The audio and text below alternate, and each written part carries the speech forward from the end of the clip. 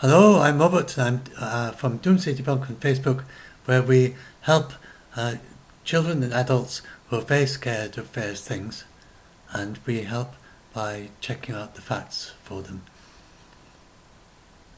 And this is about what the Extinction Rebellion are telling people in the UK.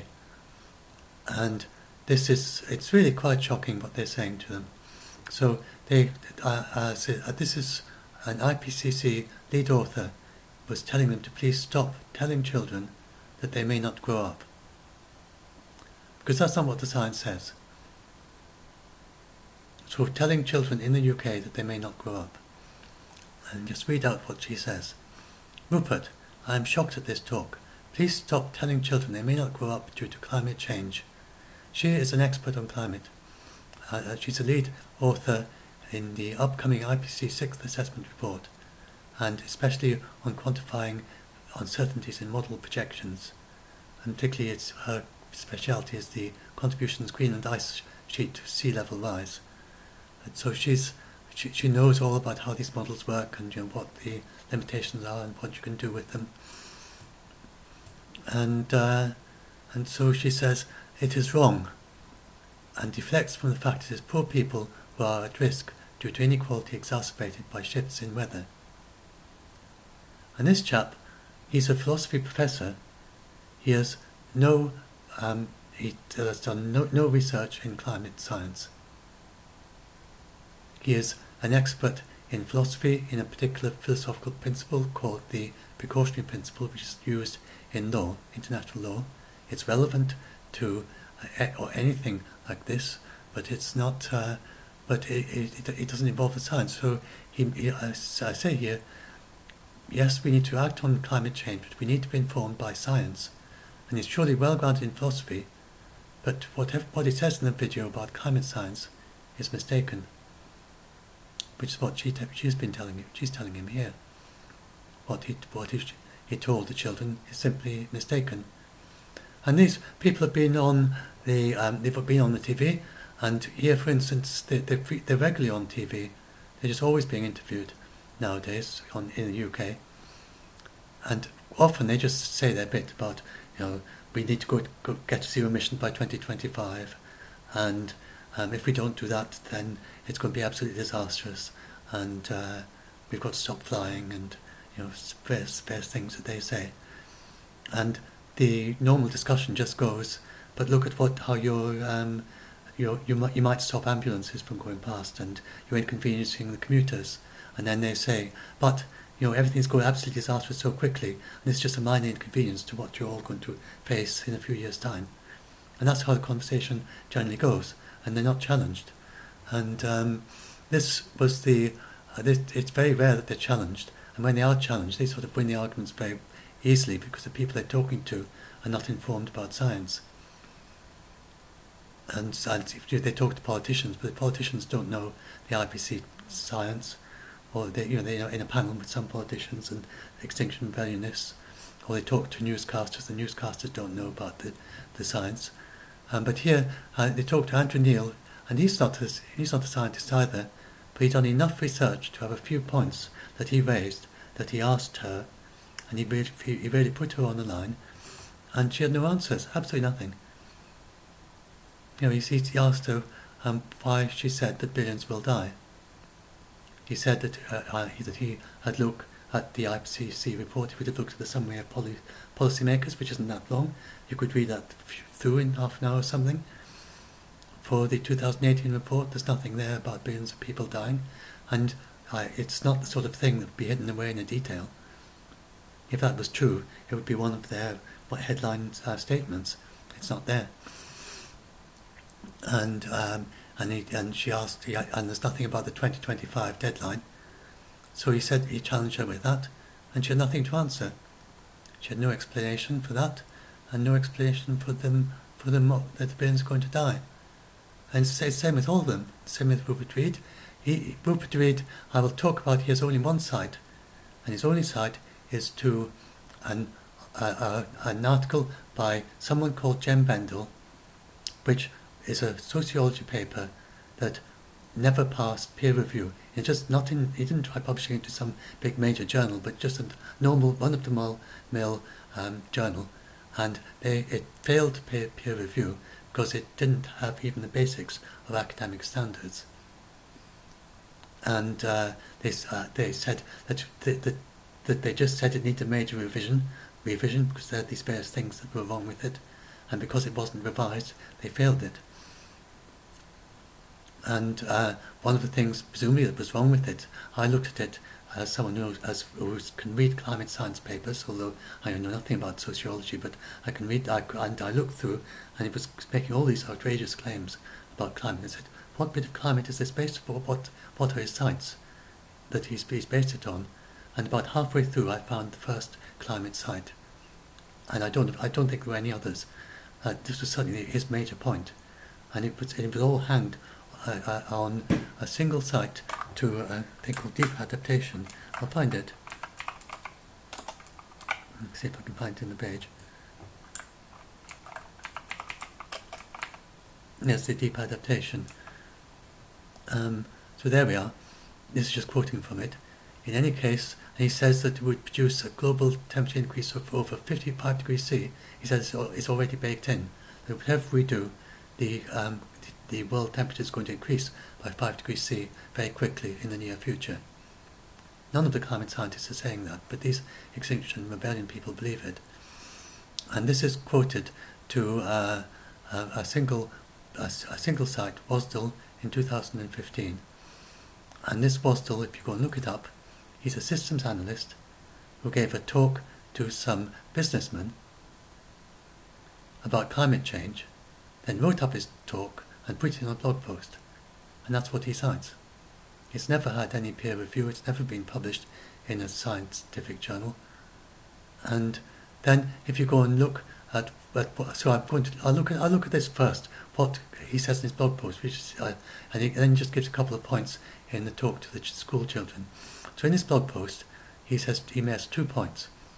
He says, and this would read, building on the Jem Bendel supposed research, whatever you call it, research in inverted commas.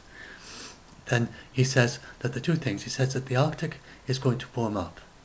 And as a result of the Arctic ice is melting. As a result of the Arctic ice is melting, then then it receives a little bit more sunlight from the sun. And he says this warmth in the Arctic is going to warm up the entire world, which will then make the ice melt more, which will make the world melt more, but he says will be a tipping point. And that's part of the reason for that 5 degrees C. Now, if you look at this, this is how the solar energy input has changed from 2000 to 2012. If it's red, then the input has increased, and that means it's got a little bit darker. If it's blue, it means it's decreased, and that means it's got a bit brighter. Even if it's yellow, it's decreased. So you can probably immediately see from that, yes, it has increased in the Arctic, but the light is very shallow in the Arctic. Sunlight hits the Arctic very shallowly. In winter, obviously no sunlight hits there at all. That's at least half the year. It's only in the height of summer for a month or two that you really get the ocean being warmed by sunlight there, and the sun is still low in the sky.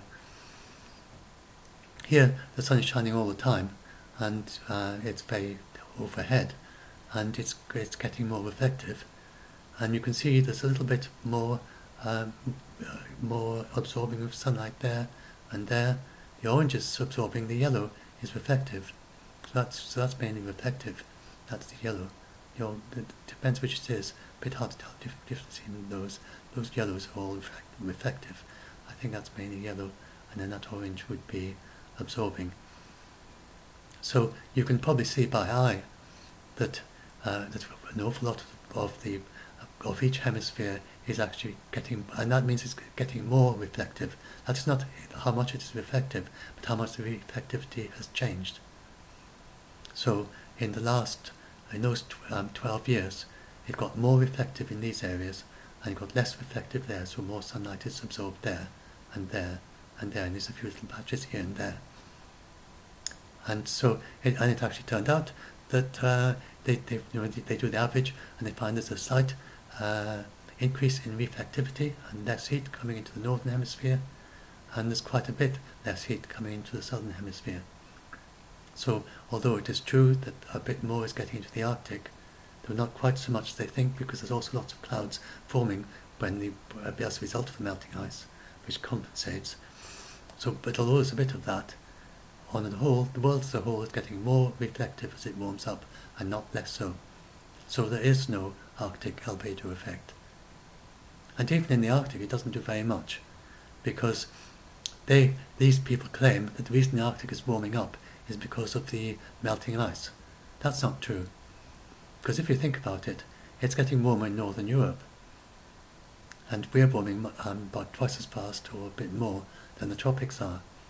And that's obviously not because of melting ice, because we don't have any ice sheets in Northern Europe, and the Arctic is warming up faster than the rest of the world. The reason is because as the globe warms, then in a warmer world you get more convection. You get better. The warmer the world is, the more you get convection between the equator and the poles, and so it becomes more equalized between the equators and the poles, and so the Arctic warms up more, most of all, and the higher latitudes also warm up more. It's not really all that much to do with the Arctic albedo effect. That's a minor detail that affects it a bit. And in the southern hemisphere, there's an anti-greenhouse effect for rather techy details. So over most of the globe, there's a greenhouse effect, but over the Antarctic, then there's an anti-greenhouse effect, which helps keep it cold. And so that's what goes on there. In another talk, I'll maybe explain how the greenhouse effect works. There are lots of mistaken explanations of how it works. Most people would find it difficult to understand how you even have an anti-greenhouse effect, but the papers and papers about it, there's no doubt about it. There's an anti-greenhouse effect over Antarctica. It's not much talked about, but I don't want to go into that just now. Anyway, so so as I say, so that's just wrong, and and the IPCC in their summary, they say sea ice is often cited as a tipping point, but detailed modelling shows that it isn't, and these and they also show that there isn't such it doesn't exhibit bifurcation behaviour. So if you imagine an axis like that and like that, imagine this is how much it melts, and this is how much the temperature goes up. Then bifurcation behaviour would go something like this. Let's see. It melts like it would melt. Let's just suppose it melts linearly. As the temperature goes up, it melts the same amount. And the bifurcation behaviour would be that when you cool it down, then it doesn't refreeze until you get very low, and then it gradually refreezes and eventually gets back to where it went. So bifurcation is a term that comes from chaos theory, and it means that going up one way and you can come back a different way. It's a mathematical term. So they said that it's neither irreversible nor exhibit bifurcation behavior. That means if it warms up like that, then it just cool down the same way. So as it cools down, the ice will just return. So, but Rupert Reed says the situation is particularly grim in the Arctic. The albedo loss there is highly disturbing, threatening in itself to blow the IPCC scenarios away, as Jem details in this totally non-peer-reviewed paper in sociology, which has been rejected from a sociology journal, and which in turn cites a non-peer-reviewed blog post by a systems analyst talking to businessmen. And I hope you can understand now why I say, you can just tell by its conclusions that it's nonsense. And I have tried reading that original blog post, and it's extremely, I read quite a bit of climate science papers. I'm not a climate scientist myself. I'm trained as a mathematician. I'm a blogger. I'm presenting this to you as a blogger, as a science blogger, but I can certainly read them and understand them, and I've tried reading his, and it's just a maze of, it's extremely labyrinthine and complicated, and it obviously needs work on presentation so people, reader can even make sense of it, and it needs peer review, and I'm sure there must be dozens of mistakes in it. That's why you have peer review. And so I just want to say a little bit about peer review. I'll say that, and then I'll go on to the next problem. So there's a lot of misunderstanding about peer review, and I think it's very probable that people like Jem Bendel and Rupert Reed, they peer review may happen differently in their subjects, but in science, the idea of peer review is not to look. You don't look at the conclusions. You don't compare the conclusions with other people's conclusions in the field. That's not what peer review is about. Peer review is about looking at the actual experimental data and the methods, and making sure the methods they're using the correct methods for their field. If they're using statistics, they use the correct statistical methods. And if it's the sort of thing that requires double blind, then you need double blind. If it was in medicine, make sure they do have that. So it's looking at the methods, it's looking at the data and checking they've used the data properly. And then it's also looking at the reasoning, going from one to the other. And then, even if it's all done correctly, then the very high level of peer review, especially like the IPCC do, is they also work out about how secure are these conclusions. Because you can have some conclusions that everything is done correctly, and they've done the conclusions correctly, but it's maybe rather insecure foundations because the actual science is not, the experimental data is such that it's just very difficult to make these measurements. There's too many errors in it, and the understanding isn't very good yet, and so on. So that's what peer review would be involved in doing with these. It's nothing at all to do with looking at whether they're saying lots of ice is melting or not. And so you get peer-reviewed articles that say radically different things because the methods were correct, the experimental data was looked at correctly, they've done the proper method of collecting it, but the science is incomplete. And when you do your very best analysis, one person goes one way, one comes the other way. However, unlike in philosophy, this is very different from philosophy. In science, the aim is to achieve a consensus eventually. So, for instance, this keyboard, the only reason we can make it is because scientists managed to achieve a consensus on many different areas, areas of science. And if they hadn't reached that consensus, we wouldn't be able to make these things. Because we wouldn't know, for instance, you wouldn't know the temperature at which something melts. Because there'll be lots of different people saying different things. Someone would say it melts at 30, and someone says it melts at 5. And if you never reach a consensus, then it's going to be very difficult to manufacture things. So science is always aiming for a consensus, but at the moment it's very non-consensus. But consensuses are emerging in climate science, and we have consensuses now that we didn't have 10 years ago, because the science has progressed and they've actually found out, and they've had to reach secure understanding. And so this is one of the areas where there's consensus. The albedo effect, the IPCC, that's what the IPCC do. So when the IPCC comes to a conclusion like this, detailed modelling suggests, and then they say, and they say, therefore plausible, further studies modelled and so on. So they just say suggests. So they're not saying that it's absolutely, totally, but these are the further studies. So it's often cited, but they suggest. So, but when they suggest, it's quite strong, really. So, I mean, you could get people who can reasoning through this saying, look, it's often cited, and they just said suggest. It really is still a tipping point, but that's really how you should read that. So, that's how the science has progressed. It's progressed like that, and these studies suggest everything is suggesting, and so we're heading towards this consensus that it's neither irreversible nor is the bifurcation to behave in. In other words, there's not even any suggestion of a tipping point. All the latest studies are saying that. So we're progressing towards that as a consensus. And as I said, these people who are arguing the other way, they're just missing out the whole point that the albedo of the Arctic is just one detail of the albedo of the entire planet. So then, and now we go on to the next one, and then he says, and above all, there's the methane bomb. If that gets unleashed, if if the staggering amounts passed on, so anyway, I won't go into all that. The methane problem is the idea that there's methane clathrates below the in the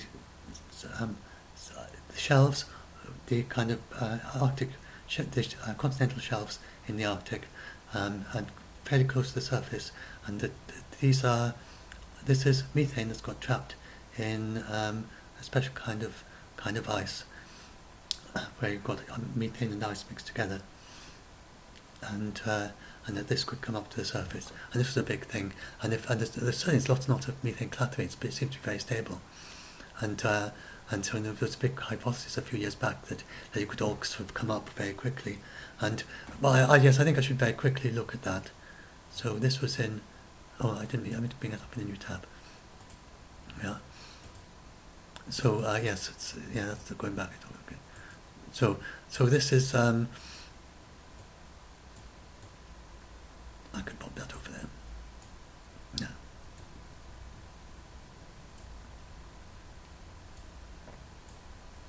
So that was the idea. I showed there's methane at the seafloor, and then would go up, and it would increase the greenhouse warming, and would warm up the sea more, so more methane would be produced. But it was always a bit of way out idea at the beginning. I think even early on, there were some people who were saying, that's not going to happen. That's just the methane trapped inside ice. And then the original hypothesis was a fast release of 50 gigatons of methane, which is quite a lot. But then gradually these various details came up. You saw that suggests an extra 6 degrees rise within 80 years. And the Extinction Rebellion was saying 5 degrees. Well, Rupert Reed is saying, I think 5 degrees, and Rupert Reed is saying everything's going to happen in the next 5 years. So it's even more extreme than this ever was. And anyway, so various things come up, like fertilizing effect of the methane at the continental margins.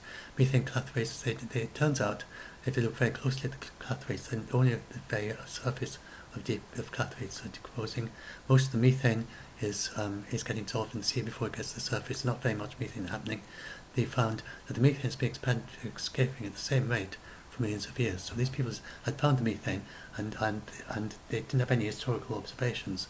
They just noticed the methane now, and then they were saying, oh, this means the methane is starting to bubble up, and it's going to bubble up more and more and more. And they found the methane has just been like that for millions of years.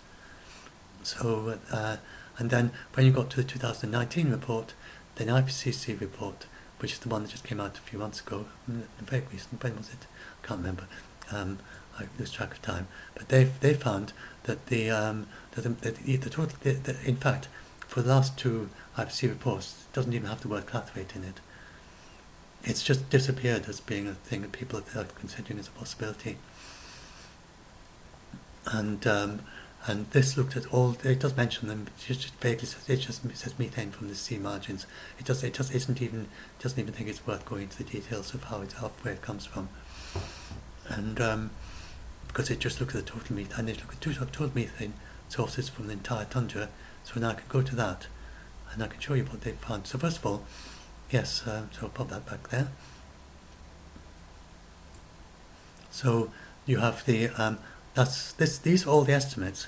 So yeah, yes, I'll show you that. Right. So this is our methane emissions. Now this is how it would continue if we've got certain measures to keep the methane down, but there's certain things causing it to expand, increase. So that is what would happen by 2100 if we just kept with the current existing pledges for methane. No increase in natural emissions.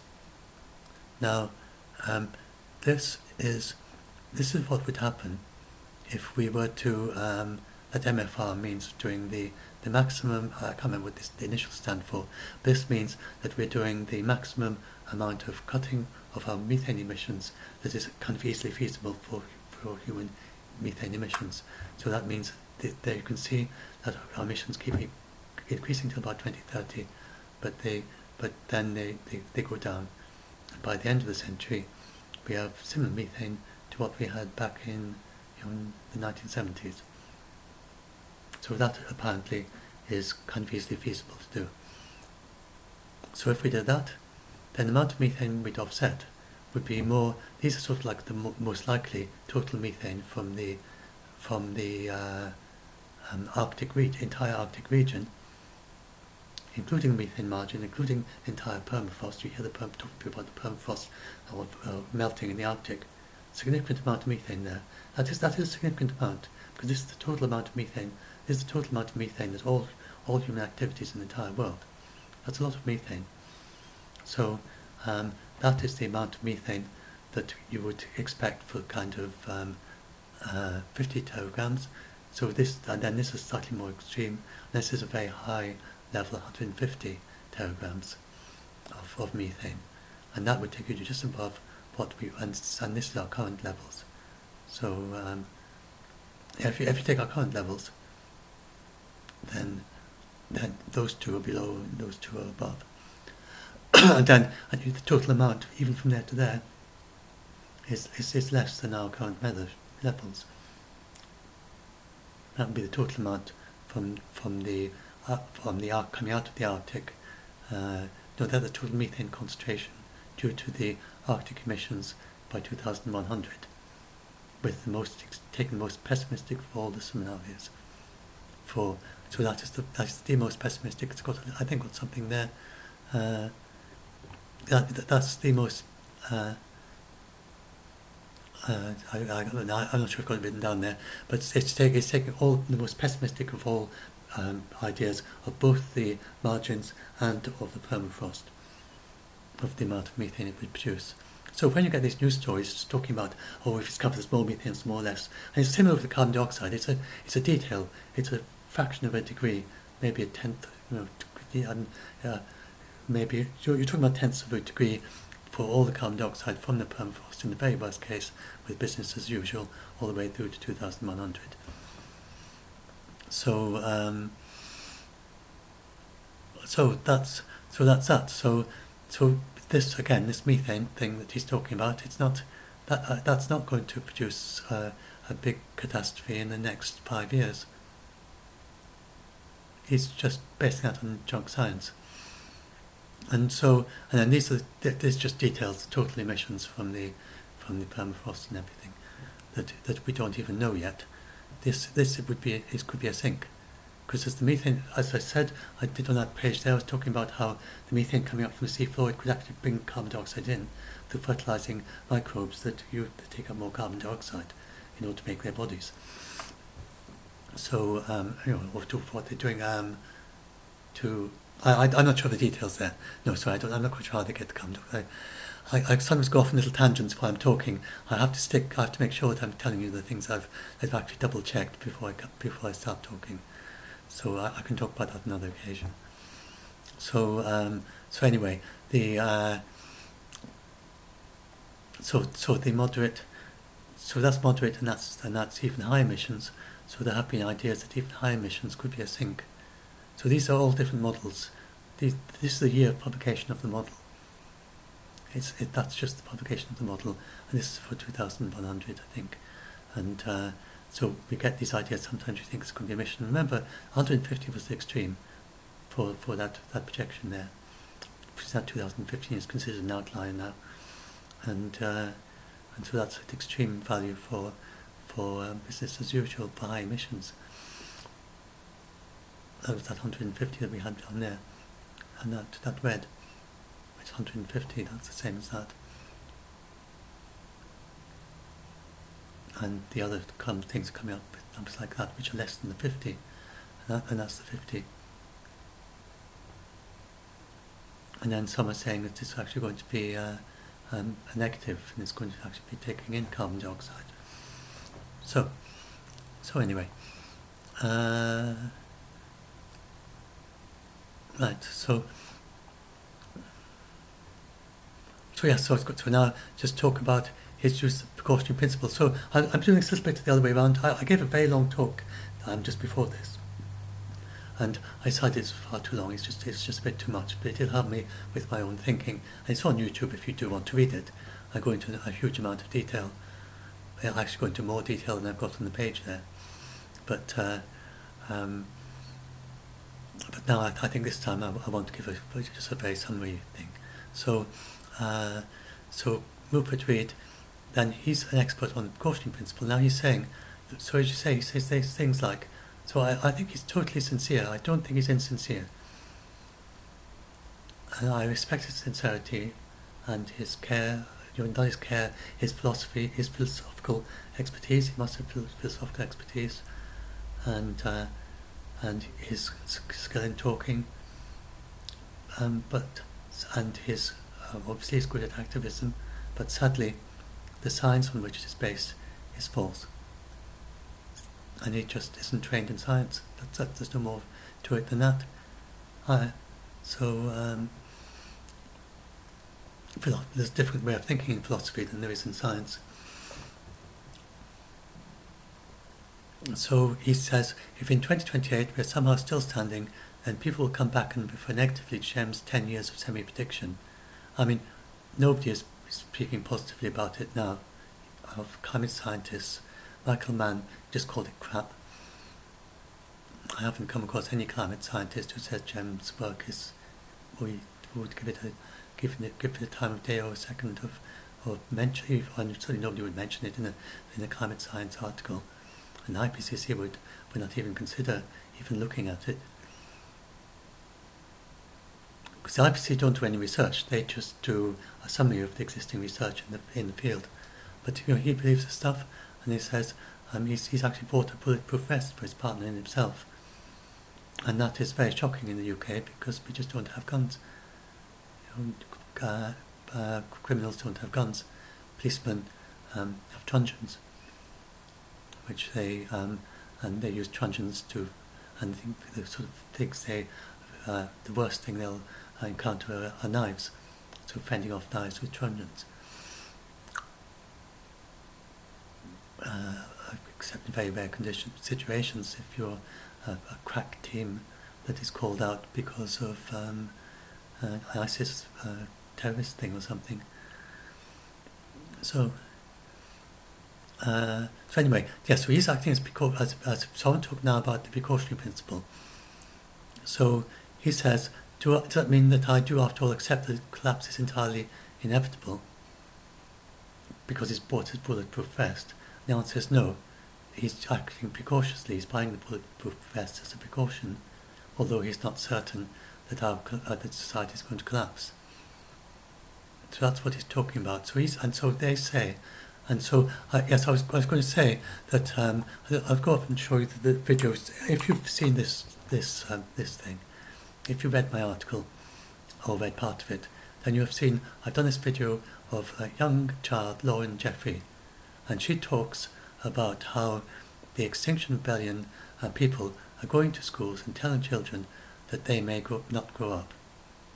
And then she refers to this possibility that they may not grow up as a worst case scenario. So that is what they're presenting it to them as a possible scenario that is very far along the worst case, and then they're saying to them, we think this worst case is actually going to happen, and that this is what's going to happen, and that the climate scientists are not looking at it enough, and not looking at it at all, and ignoring it. That's basically what they're saying. But this is not a worst case. It's not a scenario at all. So, she just naturally enough believing that, and she's just saying that, and then she says, we go and hear them say that this is the worst case, then we go and look at the IPCC report, and there's nothing there. It's just not mentioned. At least I think that's, speak for myself, I hope I'm talking correct summary of the situation. If I made a mistake to say. So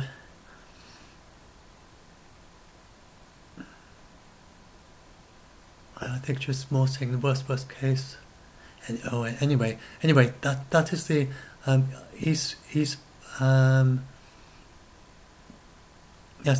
presenting this as let's go back to the precautionary principle. That's my main point here.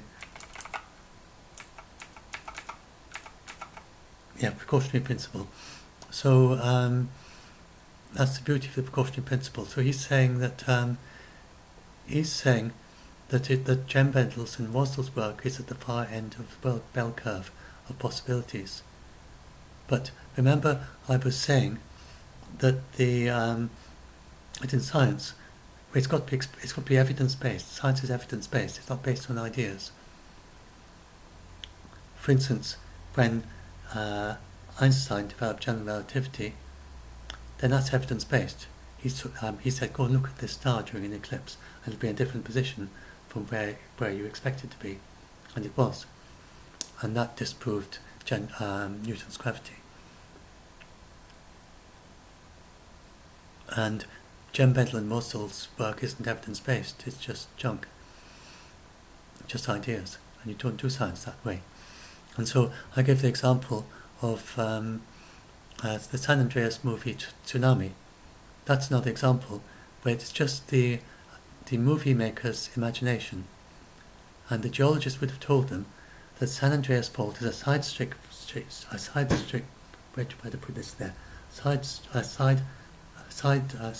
fault, moves sideways, and that means that it can't create a tsunami, because tsunami has to be a vertical movement fault in order to move the sea. Because if you've got the land moving sideways, it's not going to do anything above it. And what's more, the San Andreas fault is not on the sea, onto the sea anyway, so it's not going to produce a tsunami at all. So it's just invented. And the only way you could have a tsunami there is from a different fault. And there's a fault up near Alaska which could produce a tsunami, which could come as far south as San Francisco, and the very highest theoretically possible might be a 16-foot tsunami. That's getting on for 300 foot, which would just get to the top of the footings, or maybe just lap on the footings of the piers, the concrete footings.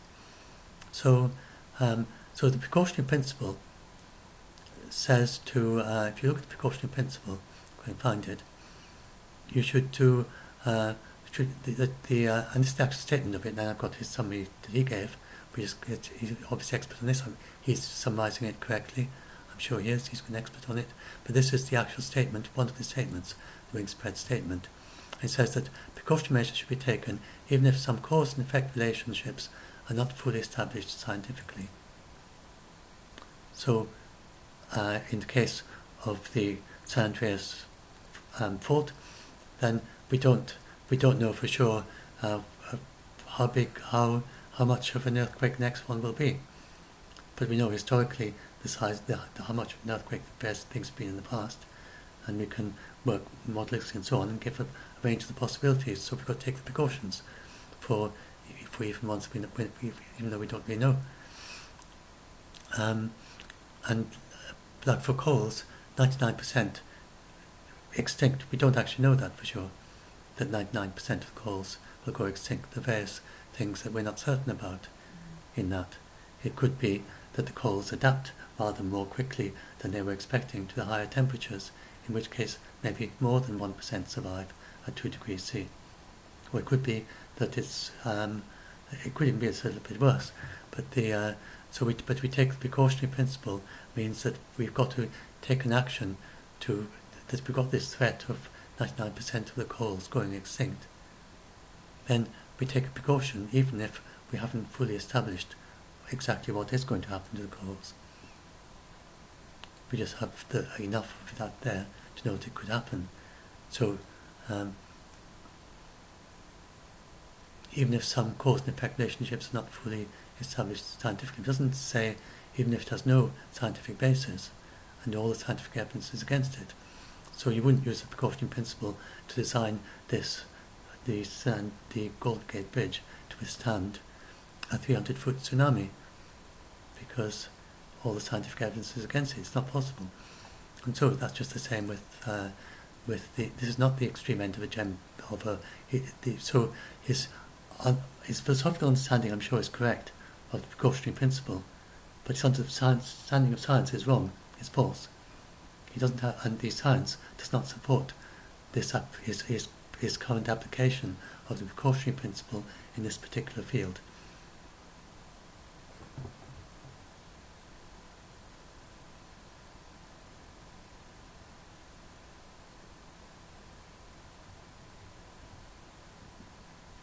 So now,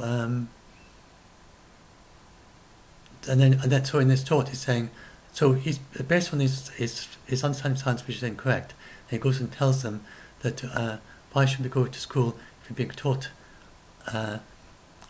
to grow up in a future which may not exist. And some else have said, yes, we're not going to go on obeying the law. When the law is committing us to a future which is not good, there's going to be no future for our children. So he actually encourages the children, and he says that he was told not to encourage them to break the law.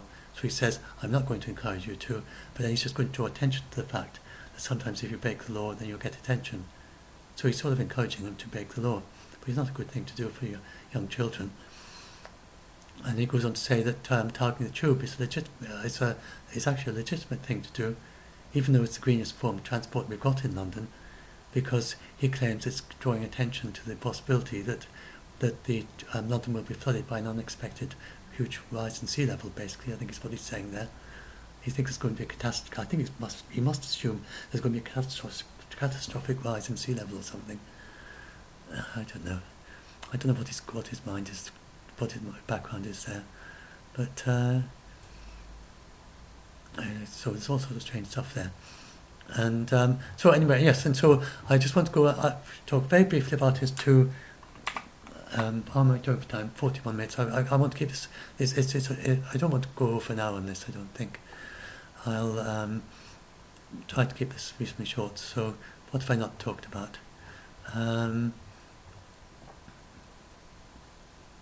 He's a spokesman for right. So it's two facts. So just go very quickly over that. You can read it, and then you could listen. So he talks about the mass extinction crisis. He says that the so-called leaders of your family have failed you, and that it's worse than you've been told. Almost certainly, probably a lot worse, and that dangerous climate change and the extinction crisis of many species going extinct as we speak, if they're not stopped, will mean that you do not have normal paths like your parents do. And this is about whether you have a future. Then something's going on, you'll be asked what you'll be when you grow up. And he says the proper question is, what are you going to do if you grow up? And then he says he's really, really sorry to have to say that to him. And so that's what he's been telling them. And Lauren, in a video, says that that's what people are telling the children at school today in the UK. Maybe probably today, this very day, there are probably some teachers out there and some school children being told by the teacher that you shouldn't think about what you do when you grow up. You should think about what you're going to do if you grow up. I mean, what's that doing to a child? And it's just not true. And then he talks about the dangerous climate change and the extinction crisis of many species going extinct, and if they're not stopped will mean that you do not have normal lives like your parents have. So scientists have a different idea of what counts as a mass extinction for the general public. So you get these papers about saying we're at the onset of mass extinction. And so I've got your number up there. I would kind of ask you, I've put it down a bit, maybe you didn't see it. You could try and guess what is the extinction rate at present of amphibians. You've probably heard that lots and lots of amphibians, like the frogs and so on, are going extinct. And it's the worst of the birds and mammals and things, and the amphibians are the worst of all. So what is the percentage that you think is going extinct per century? The answer is 2%. And we've actually got it quite a bit under control, because an awful lot of that was a killer frog disease in the 1980s, and the declines from that have peaked, and then they're reduced now. So 2% is a lot for a geologist, and for a biologist who's studying the geology of and the histories of species and so on. And that 2% per century, then you're going to lose 20% in 1,000 years, which is a very short time in the geological record. But that's not what the general public think of as a mass extinction. And the IUCN 27% is rather similar. They talk about 27% being threatened, and that's so the 2% is looking at what's happened so far. The IUCN is looking at what are the threats for the future. And the IUCN says that 27% are threatened in the future, and but threatened means goes up to you have to be at a risk of at least 10% of 10% of extinction by 2100, or by a century from now, and that's the cut-off point for threatened. But it also includes just a population that's just stable, that's rather small, or a fragmented population that's rather small, but still quite a few thousand if you look up the numbers. And So that's not far off that 1%, but we're not really going, we're probably still tracking it like sort of a few percent per century through to the end of the century, even if we didn't do anything, and even if all the ones that were threatened went extinct, all that 10%, if they actually followed that, actually 10%, and that's not 10% that would go extinct, that's with an extinction risk of at least 10%, but that means that you can actually reverse them, get them out of that. And for instance, the humpback whale was threatened, and now it isn't anymore. So, and generally the whales are doing very good, and they're just increasing without whaling and returning. In some areas, some kinds of species of whales are back to the period before whale hunting in the numbers. I can't remember which species that was. Anyway, so and then the IPCC report explained how to stop this. So we can actually save 1 million species. There are 1 million species, 500,000 of those were insects, and there's only 10% of insects. So if you heard that insects are going extinct, that's not true. 10% of insects have a risk of 10% of insects have that 10% risk of extinction by the year 2100. So 90% of insects are not at risk of extinction at all, and of the remaining 10%, then according to IPCC, and it's very hard to estimate, but the IPCC, who is their speciality looking at biodiversity, then they think that maybe 10% of insects, and it's very hard to be absolutely sure, and that's the basis on which they worked out 1 million species. And so what about all those extinction things? So if you actually look, that's just false. That was a very non-systematic study, mostly blank, and China and Australia based on the data for the domestic honeybee. That's like on data for pigs or something, domestic pig, and that one was actually it was a false study. It was a mistaken study, and then the heat wave. You often hear that about the heat wave that that's there's just heat waves like we have today. 30% of the world affected. Then at the level that we're on, somewhat more than 50%, it would go up to by the end of the century. If we went on our 2.9 degrees C path, would be affected by heat waves similar to we are today. It's not that 50% of the world would die, because at the moment 30% of the world population is not dying. We're just having heat waves, and if you take precautions, you're not going to die of a heat wave. So, and then you've got the chance of migrants, but that's not what the Extinction Rebellion said. You're going to have migrants. They said they're going to die, and that's not true. So anyway, in his talk, so you can go and read it, and you can read the extract. He had these two facts, and one was that that because of the heat wave, their crops starting to die, and we're soon not be able to produce enough food in the UK for everyone, and you're soon all going to die. And we're on the path to the collapse of our civilization, so we're not enough food on the table, it's not having a future, and that is unacceptable. And he said that's because of not having enough food in the UK. He talked to UK children. So actually was a reduction of potatoes and onions, which is a tiny fraction of our produce, and most of what we produce are the grains. And look how the grains have gone up; they're just going up all the time, and then really up this year. And you expect grains to go up in a warming world. You expect the northern hemisphere to actually so it's partly improved varieties and improved methods, I would imagine, but there's also you get better growing conditions in a warming world. My sister says, you notice how the grass is growing more. She has sheep in the sky. Just anecdotal that the grass is growing more in the warmer world, and so that's what you expect, because in northern hemisphere actually it's going to be better for agriculture, and pretty much all the way through on the path we're on 2.9 degrees C, and it's mainly the tropics that there might be an issue. They think there will be an issue. Certainly will be an issue with the crops we have now, unless they introduce new varieties that can cope with those conditions, or they have no awful lot of adaptation to it. But it's not a problem because we can't feed everyone. But anyway, I'm just going to look at the UK and then I'm going to look at the world.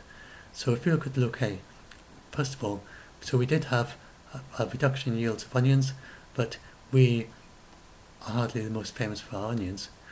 It's Spain and France, and France does produce a few, Spain mainly, and Netherlands, and Turkey.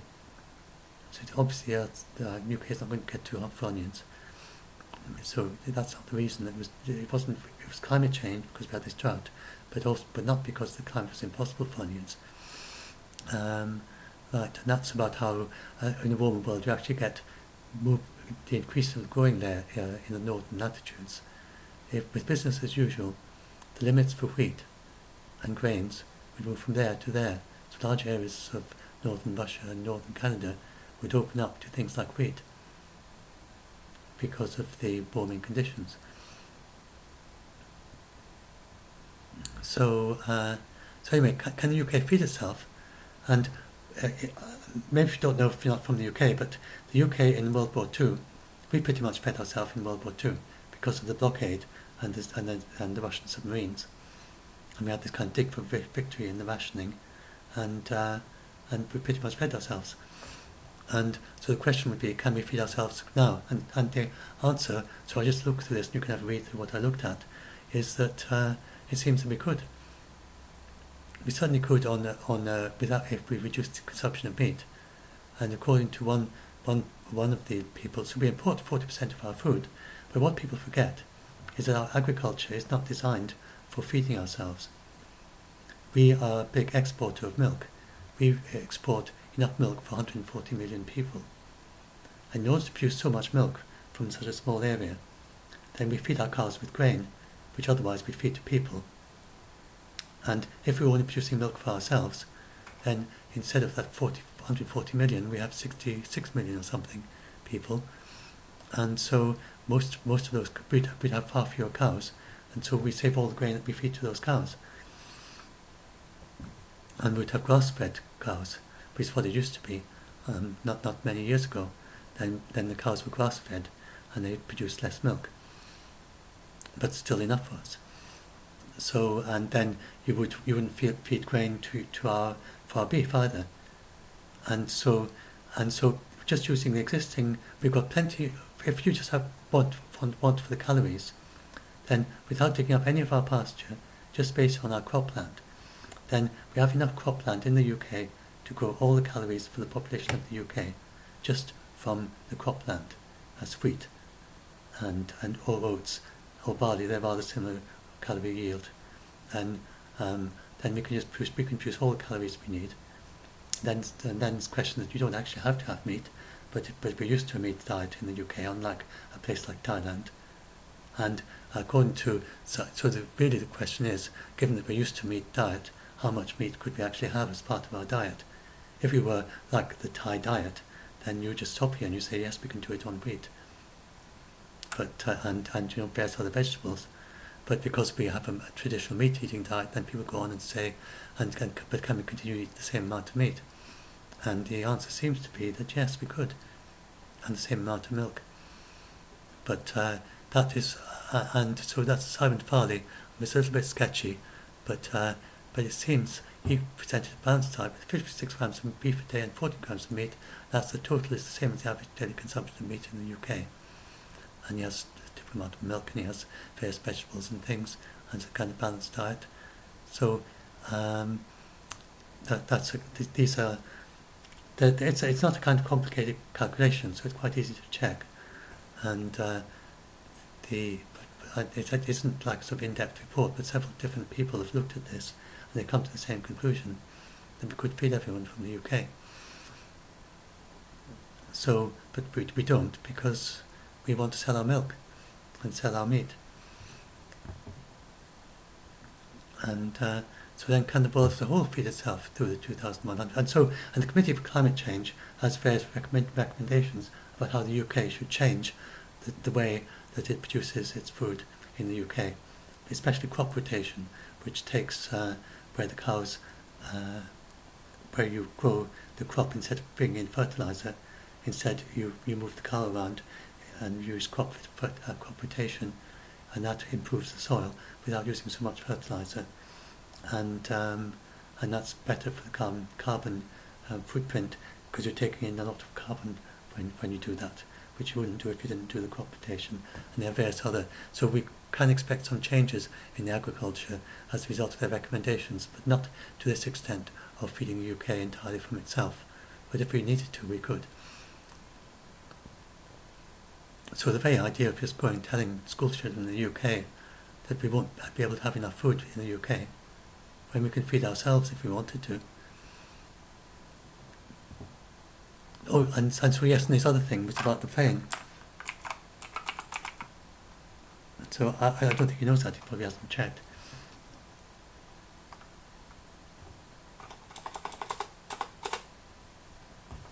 And so then he says about the planes that if we expand most of the exports in the country, if those plans go ahead, then the weather's going to spiral out of control, and we're going to have more heat waves and get worse and worse, going to go on and on. So in other words, he's claiming that it'll be impossible to stop and he says it's impossible to achieve the zero emissions by 2050 if we expand our airports. That's just from his own mind, just from nowhere. It's not in the Committee for Climate Change report. And our aviation amounts to 2% of global emissions. So I mean, the thing is, the way you do philosophy is all in your mind. Philosophy is not evidence-based, not at all. And so I think he's trying to do science the way you do philosophy, just by thinking about it, without actually looking at the evidence. And then he goes and tells everyone on national television, based on just thinking, without actually trying to look at any of the evidence, because I don't think he understands that in science you don't do it that way.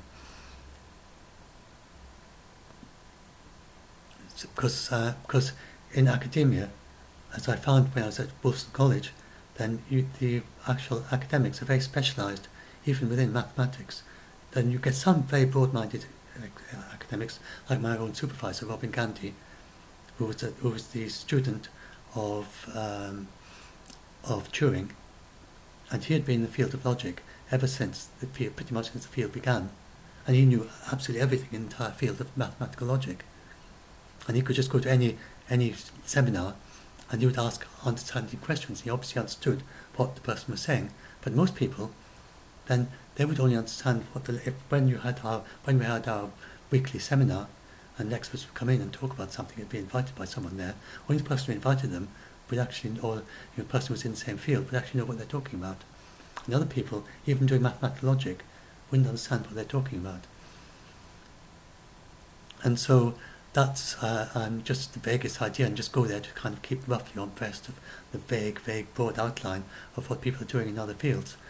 And so people in academia, most of them, apart from some exceptions, get very, very specialised and narrow and laser-focused. And so he's being a philosopher doesn't mean you can do science. So anyway, so flying is only 2% of emissions, and what's more, that the aviation industry is very unusual in terms of the global things. That it is actually committed to carbon neutral growth from 2020. Although the flights are going to increase, they're committed to not increasing the carbon dioxide emissions. So from 2020 onwards, that's next year will be the peak of carbon dioxide for the aviation industry, even with the flights increasing, which they are every year. There are many more people flying, but they're committed to not letting the carbon dioxide go up as that happens. So as the UK expands its airports, then the carbon dioxide is not going to increase. The world, that carbon dioxide is not going to increase because the aviation is committed to it, and it's got various measures that it's put underway to do that. And then it's committed to reach half of 2005 levels by 2050. Remember the spirit of the Paris Agreement. It doesn't mean that that's the end of it. This is not an actual Paris Pledge, because countries do the Paris Pledge, it's not the NDC, but it's their commitment, it's in the same spirit. So at the moment, it is actually feasible to commit to reduce to half of 2005 levels by 2050. As technology moves on, maybe we can actually even be more ambitious than that. And so the way to do it is through carbon neutral fuel. And Audi already produces carbon neutral biodiesel, and you can actually even produce it from just water, carbon dioxide, and a few other chemicals. So at the moment it's mainly done with bio waste and stuff like that. And so so anyway, and then Norway has produced its first electric plane. I'll just leave that while I'm talking. So this little plane goes up flying, and this is just entirely battery operated. It's not a model plane. That's a full scale plane with a couple of people inside. And by the early 2020s, then they're going to have planes for 6 people flying around short haul flights. And it's another such in the US. And then eventually expand to larger planes and longer flights. And nobody really knows how far that's going to go, because battery technology, there's some ideas for batteries that in principle could make it be as energy, intensive energy, the energy storage, I can't forget the technical word, but it produces much energy for the same mass as gasoline. There are ideas, for instance, a lithium air battery, if they ever got that to work, then that would be equal to gasoline. And so the various ideas of very high density batteries, and they haven't quite got there yet. It's not just that, there's lots of them, lots of ideas. It's a matter of whether any of them come through. So we might have, it's not impossible, we have battery operated planes, big jets. It's not impossible, we just don't know how far this is going to go. But certainly small short haul flights, definitely that's going to happen, because we already have the technology. So the fact thing is, we will have to, and then what people don't seem to know, that if you just go and look at what very few of these people seem to do, if you go and look to the Summary for Policymakers, and Andrew Neil did, obviously. If you go to the Summary for Policymakers, it's not that long, half an hour to read it or something, for 2018. And if you look at the P1 pathway, and just read it properly, then go to the P1 pathway, then that is the easiest way to get zero emissions by 2050. Then that one does have an offset, but the offset, if you just read what the legend means, is from agriculture and land use change and growing trees and things. It is not from the biofuel burning and then capturing the emissions. Meanwhile, the biofuel burning and capturing the emissions, we have that at an industrial level already. But 2050, so although you have the planes still there, and they didn't even have the plane would have to be offset by this land use change. And the land could continue taking in, but they think that's feasible. So they said that's feasible. So this is they don't have to do all that, but if they do get it down to zero, then that's very close to it. Do more and more of that, then wonderful. So that's that. I've answered that. Just have I? Oh, so right. Talk about consensus reality. Talk about the precautionary principle. So that he's using the precautionary principle obviously correctly, but he hasn't applied it. But the science is not. He doesn't have the science correct. So you have to understand the content of research. So this said, it's all about the border between uncertainty and plausible and possible. What do you think are reasonable concerns, and whether you actually identify the probability of the risk and the degree of harm. To apply it to any topic, you certainly understand the content of this research, and this reading of the science is incorrect. Although he knows very expert on the philosophy, he's expert on the philosophy of precautionary principle, but he doesn't have the science that he needs to apply it to climate change.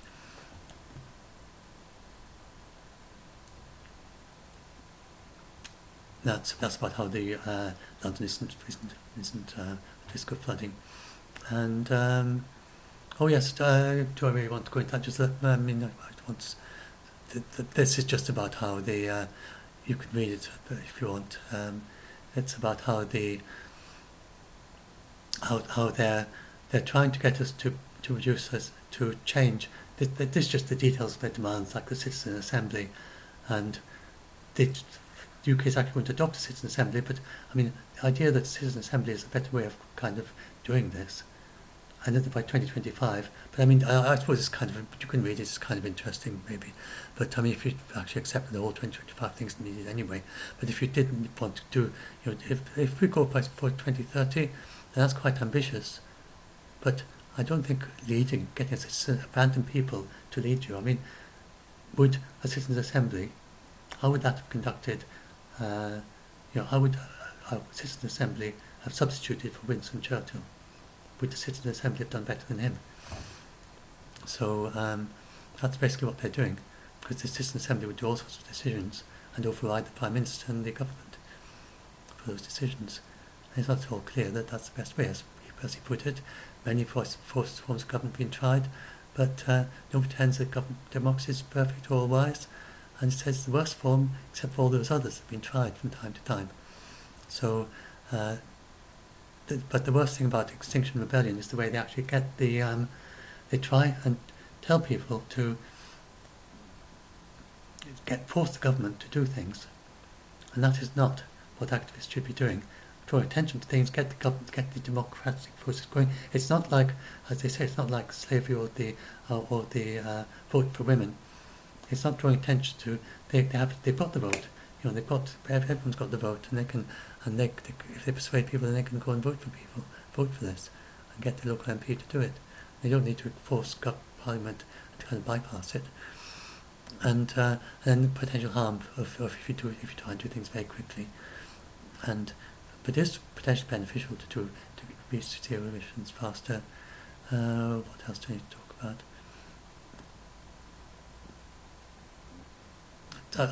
Just maybe lots of things you can have a look at. We're not going to find food in any scenario. The governments are acting, and 3 of the top 7 emitters are actually overachieving there. A lot of people keep going about how we're not achieving our pledges. That's cherry picking. They just focus on the governments that aren't doing it. China and EU and India are overachieving. Russia is overachieving actually, but its pledge is extremely weak. It just said it won't increase by more than a certain amount. It's actually decreasing. So Russia is way overachieving, even though it does very little.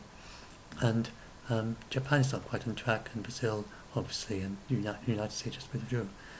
But you know, I mean, we're not doing too badly. But of course, we've got a huge amount more to do. So then, what can you do yourself? Then, and that's the thing. There's so much you can do yourself. But I'll leave that to a separate talk. Like these are 12 lifestyle changes you can do to help and motivate yourself and others. And then this is a video that someone just put a comment on Lauren's video, and I had to look and I saw it. I thought, oh, I haven't seen that, and it is quite interesting. I popped it at the end here. So maybe you'd like to have a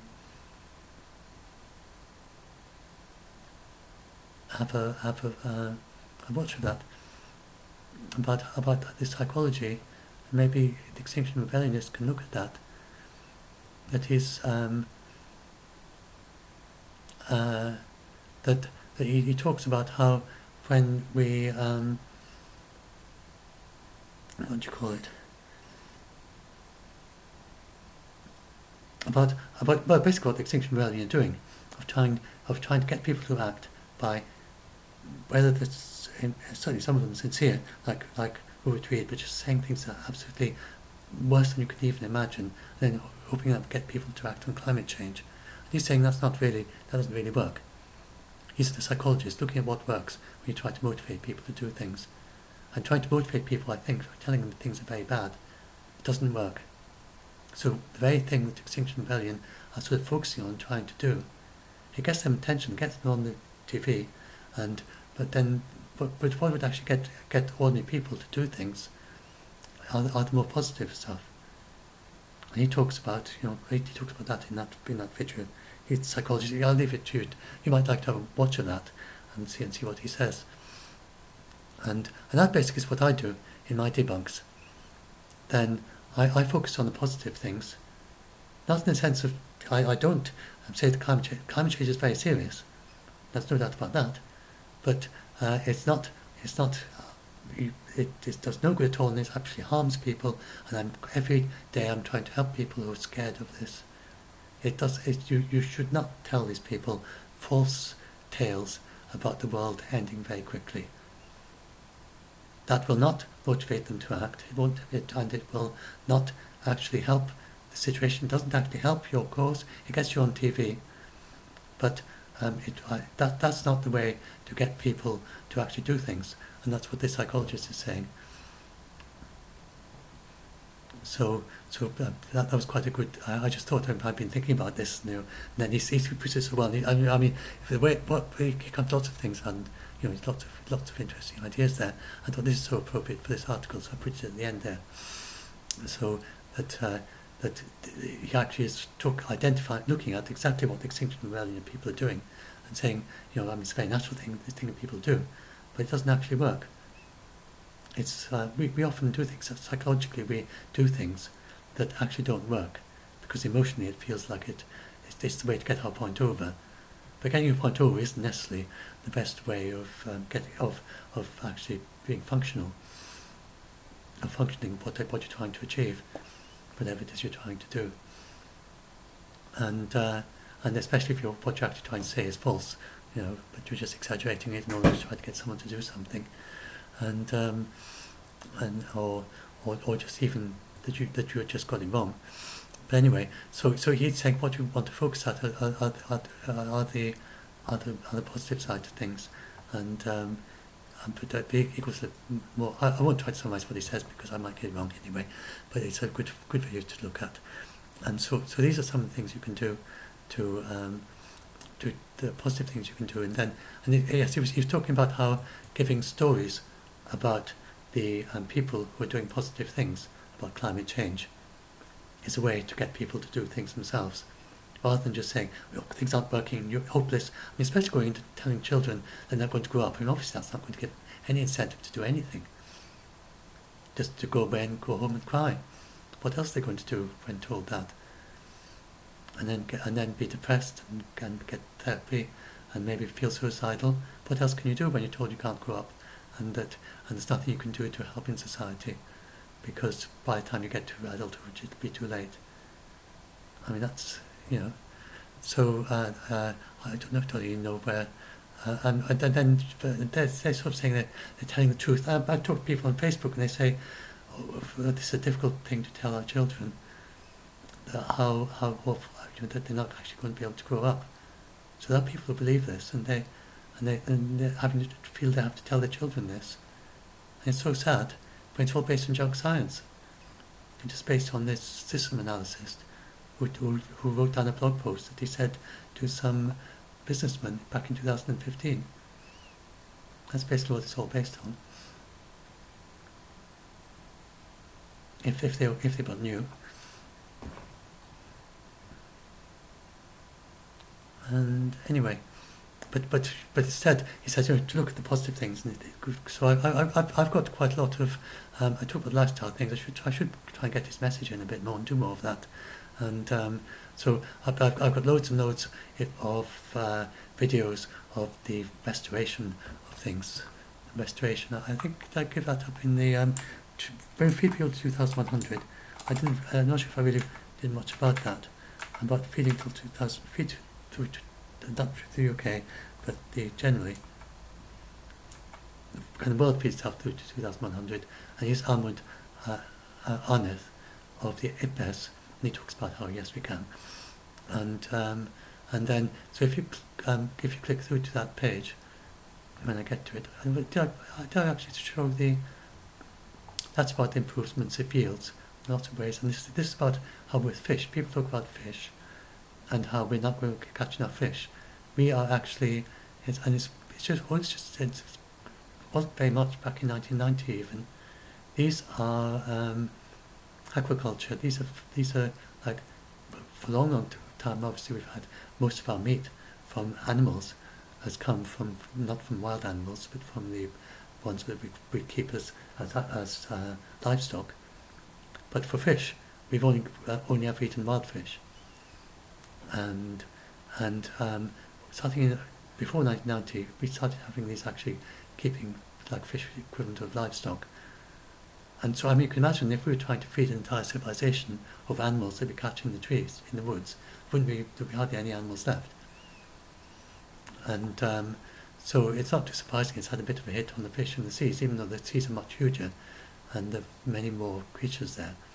And so as the population increases, then we are having more and more actually growing fish, just like we do animals on land. And by 20, what does it say? By 2020, half the fish we eat will be farmed fish. That's just next year. And by 2030, 54% will be farmed, and just go up like that.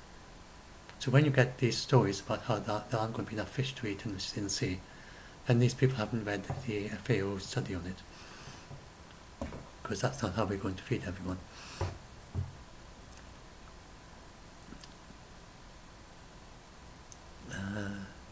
That's about how we don't have famine. That's about the reduction in undernourishment. See how undernourishment is going down for developing countries? Child mortality going way down. Now just to look. Yes, I'll quickly talk about this. So yes, I'm feeding the planet from the desert. I talked about that. So have a read of those. Maybe I should move that towards the end. I don't know. Think about it.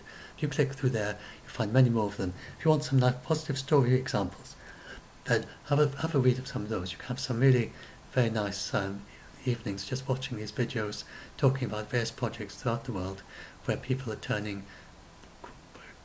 parts of the world that look like that into parts of the world that look like that. That's not CGI, that's real changes. And that'll help you get much more positive about what's going on in the world and about what you can do yourself. Some of these projects are the result of just one or two people being the instigators behind them. You might be one of those people. If you're a child, then maybe when you grow up and you become an adult, maybe you'll be one of the people who are responsible for turning a large bit of the world from that to that. It's not impossible, depending on what you specialise into, and that you might specialise in a field where you end up somewhere in the world doing that, changing that to that, or in your own little bit of land doing something. So that's well possible. I'm just going to show, or you could end up being a doctor, or be involved in helping people to. So there's this, what's it called? Right, here we are, neonatal, under 5 neonatal. That's what I looked for. So yes, that's what I'll end up with the second part of what Tamsin said in her tweet. I don't think Rupert got what she was saying there. I don't think anyone in the conversation did, but I followed in Twitter. She says it's wrong. So as she said, I'm shocked at this talk. Please stop telling children they may not grow up due to climate change. It is wrong and deflects from the fact that it is poor people who are at risk due to inequality exacerbated by shifts in weather. So he's talking about not being able to grow up due to climate change. When she says it's poor people who are at risk, she means poor people who are at risk of not growing up due to climate change. So it is actually true that some people in the world are at risk of not growing up, young children, but not young children in the UK, young children in underdeveloped countries. Because as at the moment, we have that children right now, just now, as you're watching this, as you're talking about this, the young children around the world, thousands a day, are actually dying of diarrhea. And children should not die of diarrhea. It is easily treatable with simple and effective interventions.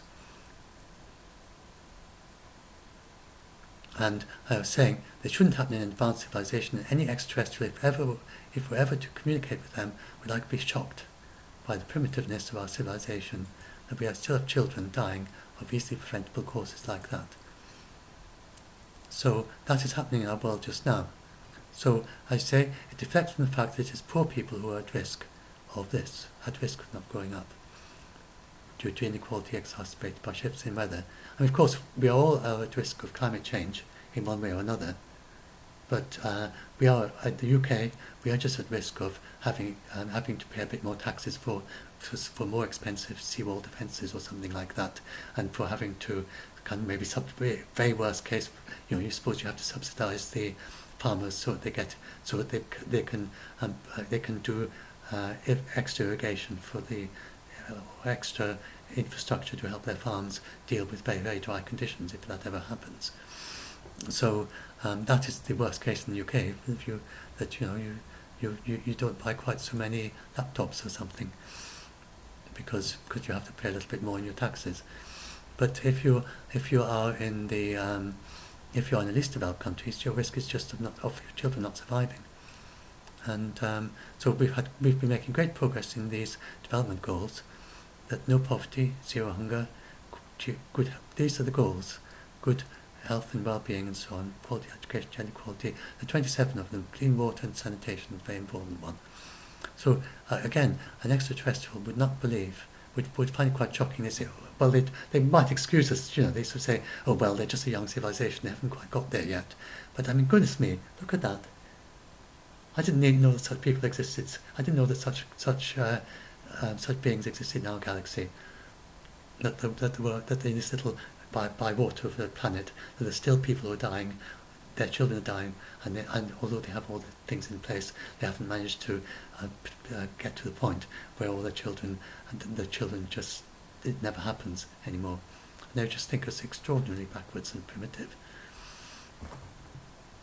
And it's possible that we can do that within a decade or so. We can stop this.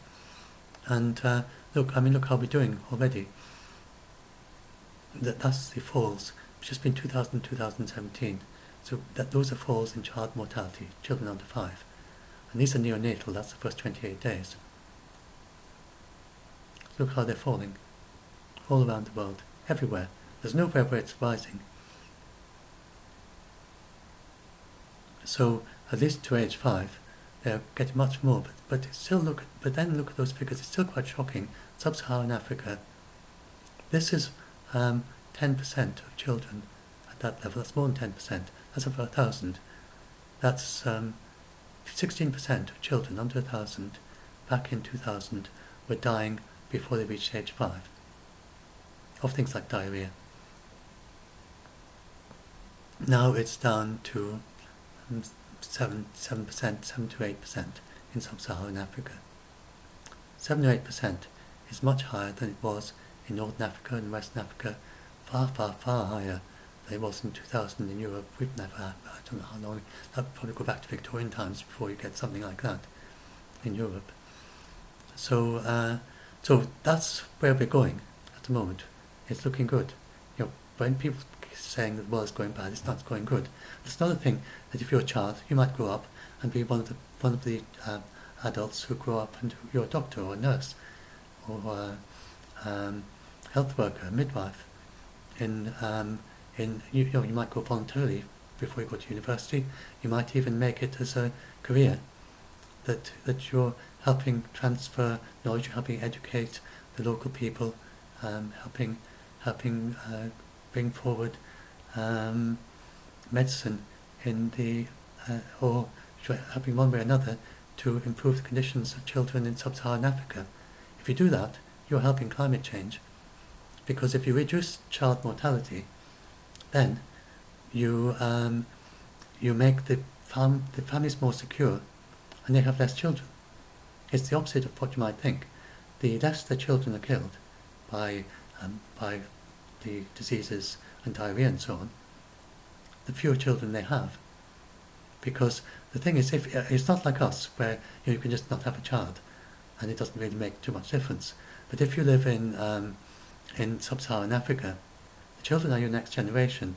When you get old, if you're an agricultural village or something, if you get old and if your village has no children, then or your house or whatever, there's nobody to go out and farm the fields and get your crops for you when you get too old to do it yourself. So we can't go out and, you get these people saying, like this 11,000 people signed a petition along with Mickey Mouse and the illustrious Professor Mickey Mouse of the Institute of the Blind and so on. That yesterday, it was a very daft paper, but one of its things was saying what we need in the world is lots and lots of contraceptives and lots and lots of family planning device, and that will deal with our population problems. And that's not true. What we need is lots and lots of midwives and lots and lots of neonatal care, and making sure that children have and lots and lots of care for young children and adults and young adults, that they grow up and have healthy growing up to adulthood. And without that, it's very difficult to stop the increase in population in sub-Saharan Africa. And we also have education and high opportunities for education in sub-Saharan Africa. And this is happening, as you can see. And as a result of this, the population is gradually levelling off. It's not increasing quite so fast as it would, but it's not going to level off until about 2100. But if we have much better of this, then it could peak by 2050. And if we had more higher education for women in sub-Saharan Africa, can knock 1 billion people off the world population by 2050, according to one paper I read, which is that is mentioned in here. I've taken a little while to find it. Yeah, so we need our young children. We need our young children. There's no doubt about that. And there's all sorts of people who say the wrong things. So I think that might be a good place to end. So that's ending with something positive and stories and so on. So I'm sort of taking the example from the advice from that psychologist, and give people something positive to think about, like all the positive things you can do in the world, and so this is what we should do.